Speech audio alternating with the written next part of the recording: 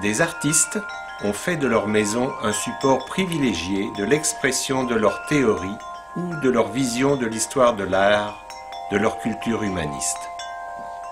Voici une réflexion sur la personnalité de Carla Lavatelli, artiste indépendante, incarnée dans l'espace qu'elle s'est choisi pour vivre, travailler, parler de ses idées, de ses rêves.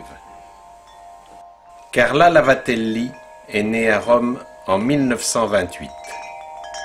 Elle a vécu en Afrique, puis en Italie sur le lac Majeur et à Rome. Elle a émigré aux États-Unis. Elle est devenue citoyenne américaine en 1956.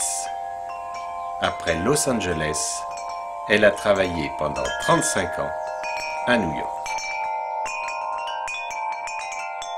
I was fortunate to do only what I love, and while I never lived up to my own expectations, I evaded affiliation with contemporary art movements. I welcome you into my life with open arms, to share with you the feeling of love, home, and all the childhood that I was fortunate to retain. I would like to surprise you with my work and give you joy. Mon travail vient de ma vie et va vers la vie. C'est un portrait de moi-même dans le monde. Je ne suis pas une personne mécontente. J'aime aller travailler chaque matin avec le plaisir d'inventer mon monde.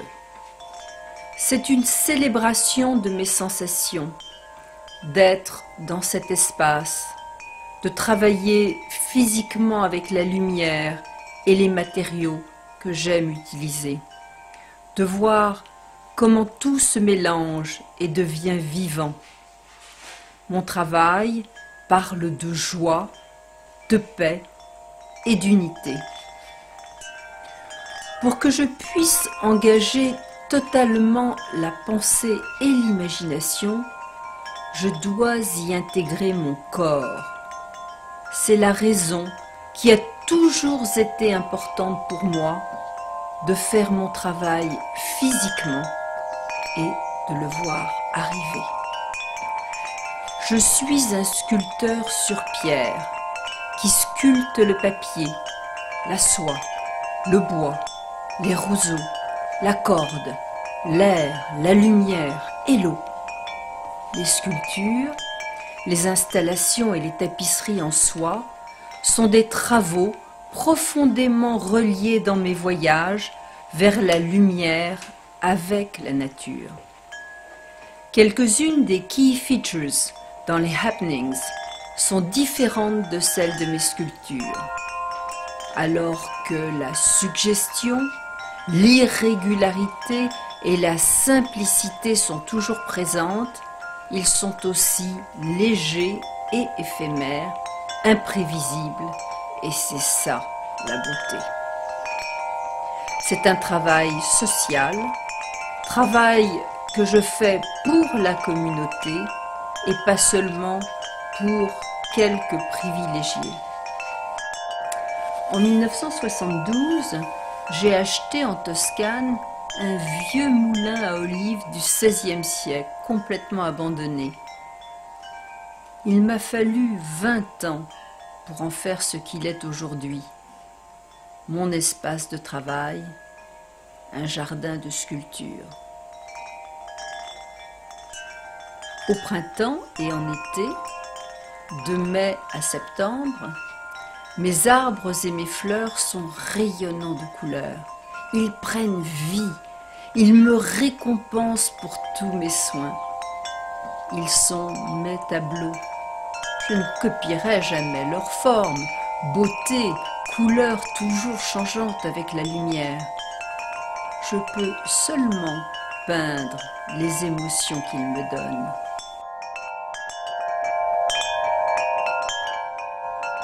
Espoir. Espoir est un petit mot écrit par Václav Havel à la demande de Carla pour en faire une œuvre d'art. L'espoir est une orientation de l'esprit, une orientation du cœur.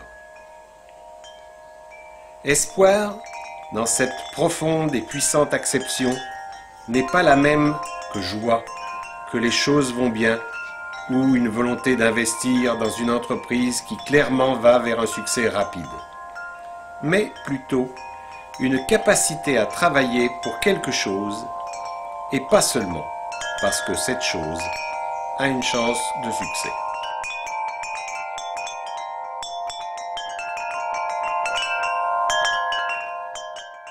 Au moulin de Camaiore, les eaux claires et limpides du ruisseau ont façonné les ans, sans nostalgie du passé, car ainsi va la vie. Au moulin de Camaiore, la fraîcheur s'infiltre dans les feuilles et les bambous frémissent. Le son pur et cristallin des carillons tintinabule dans le vent.